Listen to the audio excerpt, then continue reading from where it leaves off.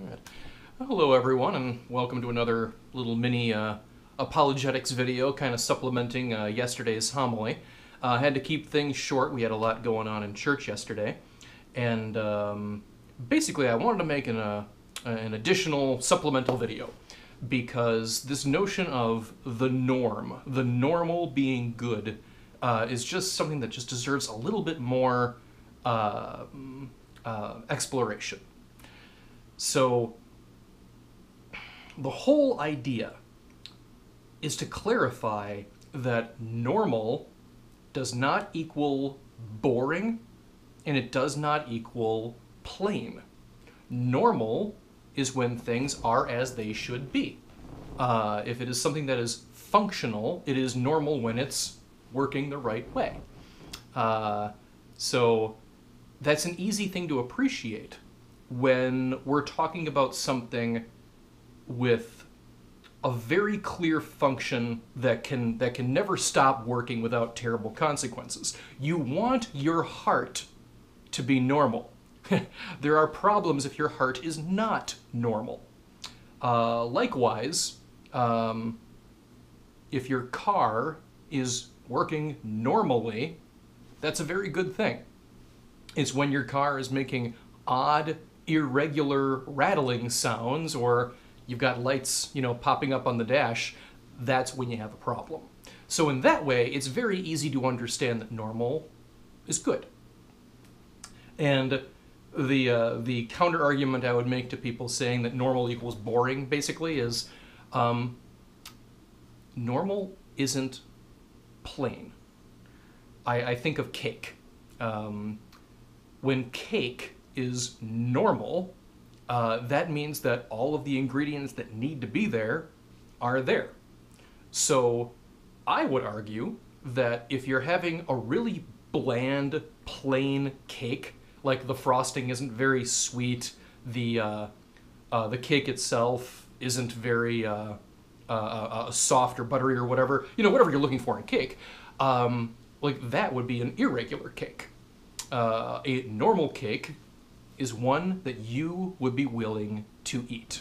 All things being equal, of course. So all of that's relatively basic, but what I really wanted to unpack is that we need things to be normal in our lives when it involves others, as a society or a family. And I think that's when it's a little easier to ignore the value of normal. And getting back to my last homily from yesterday, that normal equals things that are in harmony, things that are as they should be. And I've got two harmonious examples in life that I think are worth our reflection today. I'll start with the one that I know less about, because it's about economics. It's the notion of local business versus the big chains like Amazon or Walmart. And my friend, who knows a lot more about this than me, he explained it really well, that the real problem with places like Walmart is they open up a store where there wasn't one before, and Walmart draws the local business away from the other stores. And then the money that is spent in Walmart, for the most part, is not redistributed to the local community. It goes back to the corporate office. And so in that way, stores such as Walmart, don't mean to pick on them, but they're the clearest example, when they come to a town, they don't add to the value of the town. They in fact take it away. Whereas if you buy local whenever possible, you are spending your money in a local community, and that wealth is not leaving the community. If you buy furniture from your local furniture store, the guy who runs that store is gonna, spend money at the local restaurant and, all of this stuff. Again, I don't really know what I'm talking about because this is economics, but it is worth our reflection of what is normal and what is harmonious when it comes to the places that we give our business. I think it would be extreme for me to say that you can't shop at Walmart or you should never buy on Amazon. Like that'd be very difficult advice to take at the very least. But nevertheless, I do hope that we can all maintain an appreciation for local business to the point where we can go out of our way, to a certain extent, to shop at places that maybe aren't quite as convenient as the big chains, but that we do it for the sake of a harmonious community. And I, for one, believe that we can do that without completely boycotting Amazon or Walmart, but rather using them in moderation and supporting the smaller stores to the best of our ability.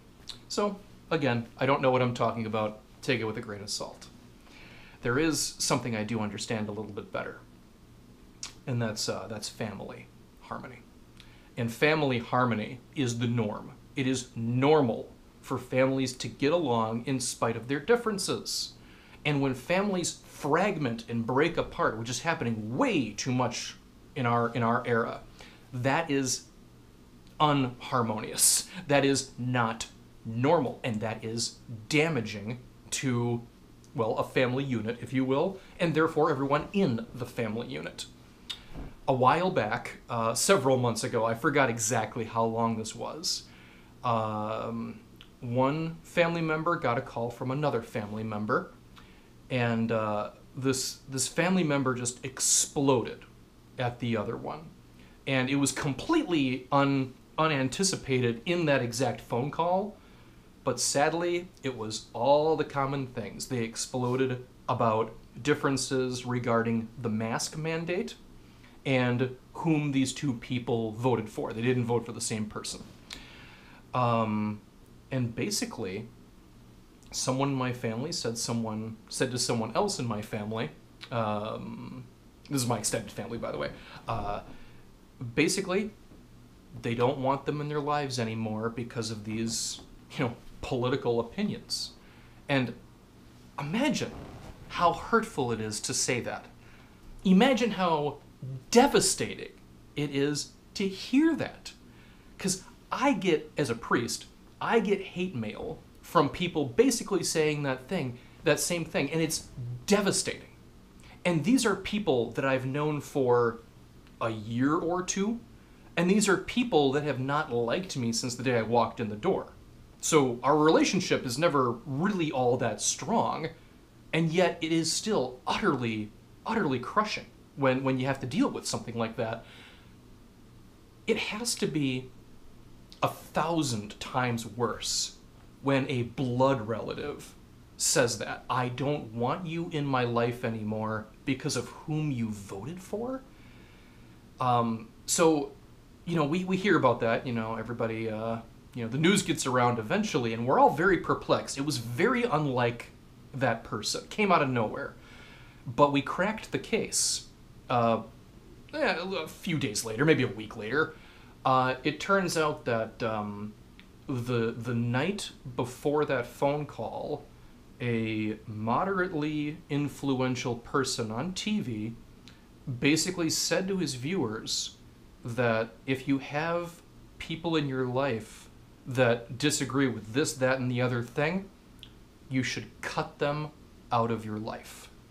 They don't deserve to be a part of your life anymore.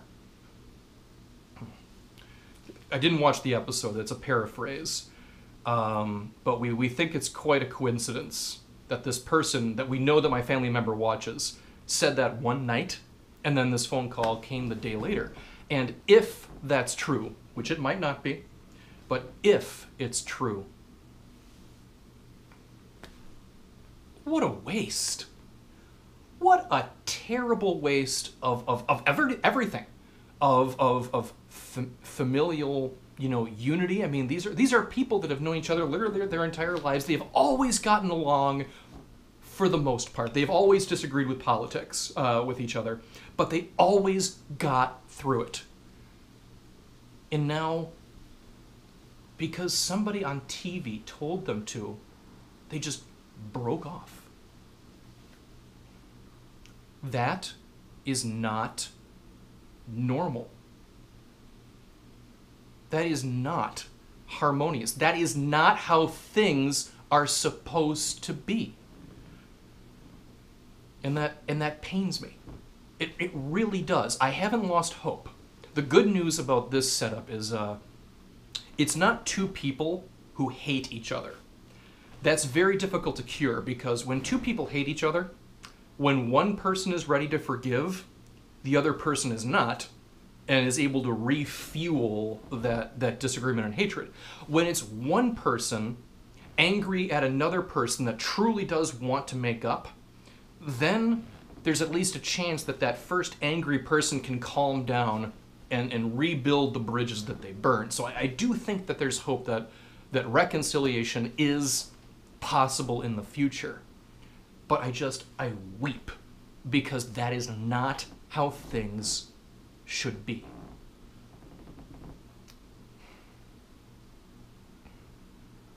Normal is not a bad word.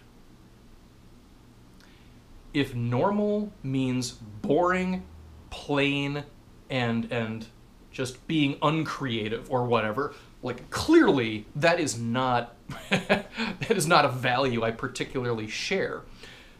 Color has nothing to do with this particular case of what the word normal means. I'm not talking about matters of style or creativity or imagination. All of that is obviously great. When I say that we need to regain our appreciation of normal, I mean we need to consider what is best for everybody and what makes us the best versions of ourselves. And I'll tell you, blood relatives that refuse to talk to one another, that is not the best version of ourselves. I hope that makes sense to many, if not all of you, and I do hope that that you can somehow find the strength to do the right thing and to mend disagreements and to build bridges rather than burn them. It's easy to go with our gut instinct and attack and just kind of act out of instinct, so to speak. But we are better when we can come together, maintain that familial unity, and maintain as much harmony in our lives as possible. Good luck with all of that, and may God bless you all. And thank you again for watching.